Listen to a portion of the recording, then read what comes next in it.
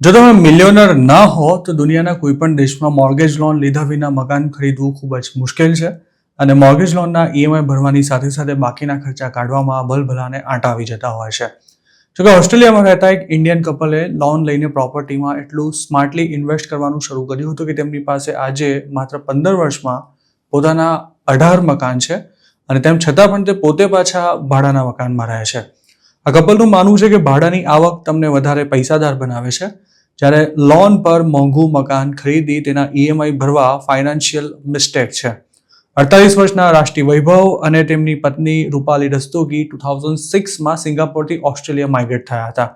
IT અને banking સેક્ટરનું background ધરાવતા આ કપલે 10% મોર્ગેજ ડિપોઝિટ સાથે 2011માં પોતાની ફર્સ્ટ ઇન્વેસ્ટમેન્ટ પ્રોપર્ટી ખરીદી હતી.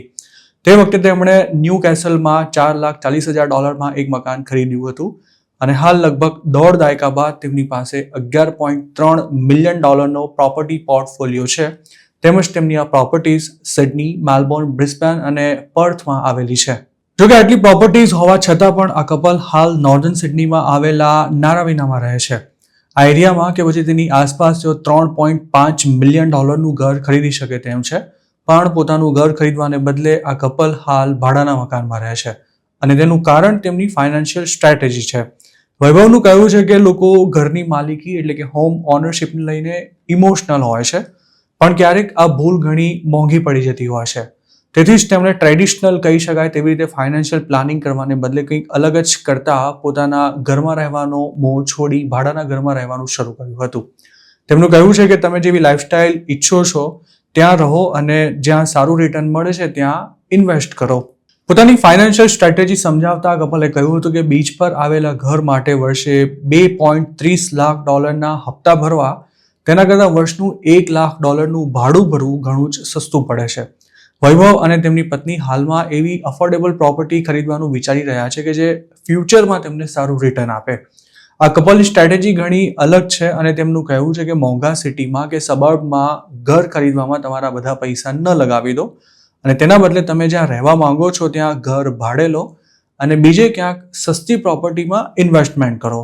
રૂપાલી રસ્તોગીનું કહેવું છે કે ભાડે રહેવાથી તેમની ફેમિલીને ઘણી જ રાહત મળી છે, જેનાથી તે કોઈ પણ જાતના ઈએમઆઈના બોજ વગર દરિયાકાંઠે આરામથી રહી શકે છે અને પોતાની દીકરીને સારામાં સારી સ્કૂલમાં ભણાવી પણ શકે છે. 2006માં ઓસ્ટ્રેલિયા આવ્યા બાદ આ કપલ ભાડાના 8 મકાનમાં રહ્યું છે અને આ દરમિયાન તેમણે ધીમે ધીમે પોતાનો પ્રોપર્ટી પોર્ટફોલિયો પણ એક્સપેન્ડ કર્યો છે. આ ઉપરાંત તેમના જેવી જ વિચારસરણી ધરાવતા લોકોને હેલ્પ કરવા માટે તેમણે 2020માં ગેટ રેર પ્રોપર્ટીઝ નામની એક એજન્સી પણ શરૂ કરી હતી.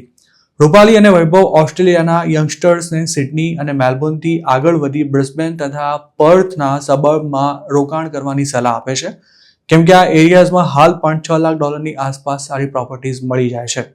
તેમનું માનવું છે કે આ પ્રોપર્ટી આગામી સમયમાં ભાડાની આવકની સાથે કેપિટલ ગ્રોથ એમ બંને રીતે ફાયદાકારક સાબિત થઈ શકે છે.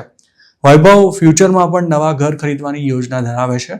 જોકે તેમનું એમ પણ કહ્યું છે કે એવું નથી કે તે ક્યારેય પોતાના ઘરમાં નહીં રહે. તે પોતાના ઘરમાં રહેવા ઈચ્છે છે, પરંતુ તેમાં તેમણે જાણી જોઈને ડિલે કર્યું છે, કેમ કે પહેલા આ કપલ ફાઇનાન્શિયલી સ્ટ્રોંગ બનવા માંગે છે અને પોતાનો ઘણો ખરો ગોલ પણ તે અચીવ કરી ચૂક્યું છે.